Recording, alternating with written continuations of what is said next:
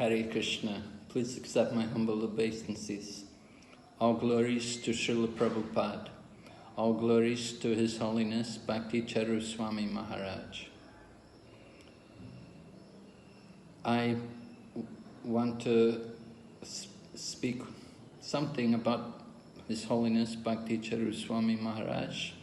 I don't know a lot. I'm not an intimate associate of his.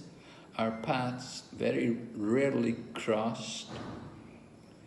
So I can only speak what I've heard and what I've learned from other devotees.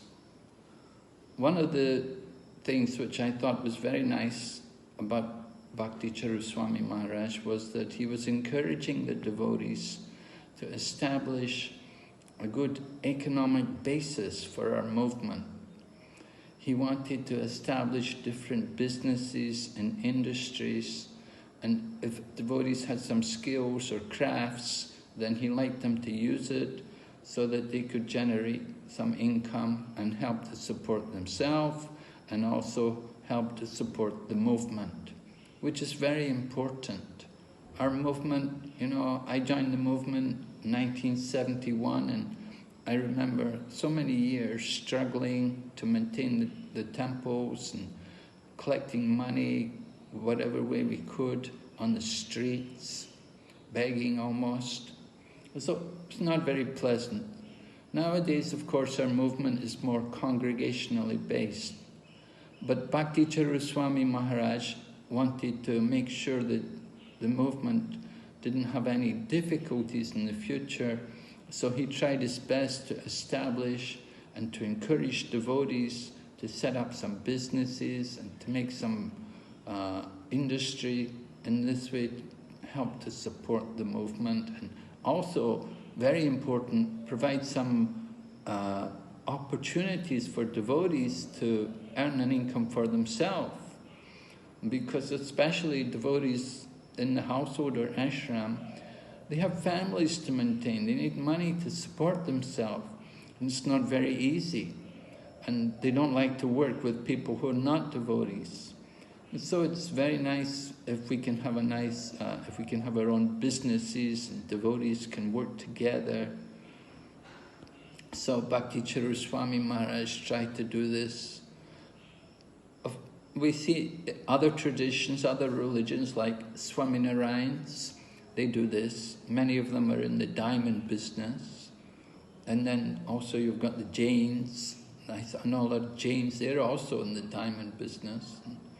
And that's one way, not a very pleasant way of making money, working with precious stones, but still, they did generate a lot of income. However, B.Caru Swami Maharaj, he was a visionary. He was thinking about the future, and he was trying to plan for the benefit of devotees. Another thing which was also very nice about him was that he tried to bring people back into Krishna consciousness and to connect them closely, especially people who'd been in the movement and who'd somehow become a bit separated from them. For example, there was Hansadura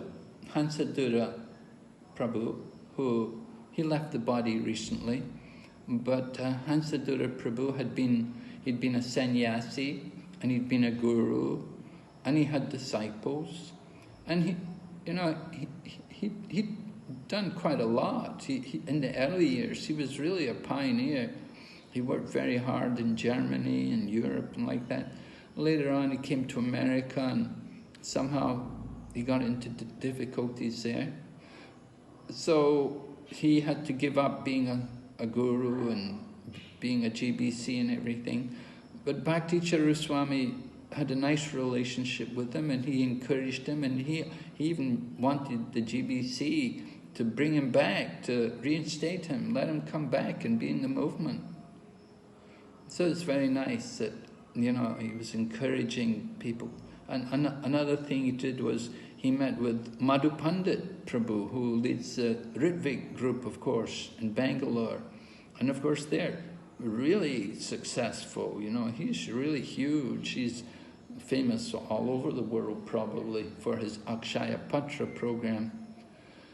So Bhakti Charu Swami had a meeting with Gopal Krishna Maharaj and Madhu Pandit. They met together and they tried to encourage Madhu Pandit, you know, come back, be with ISKCON, you know. Of course, maybe there's a long way to go before that actually happens, but this is all part of Bhakti Charu Swami's vision, you know, to try to keep people in ISKCON and bring people back to ISKCON who've gone away. He had that concern for the welfare of people. Bhakti Charu Swami has, of course, he had all the Vaishnava qualities. Initially he was a cook. He was cooking. He cooked for Prabhupada, and he liked to cook for devotees. He was wonderful in kirtan. He had such a melodious voice.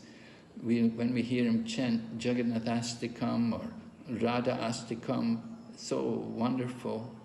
His pronunciation, so perfect and so melodious. Everyone's attracted to hear him sing and chant.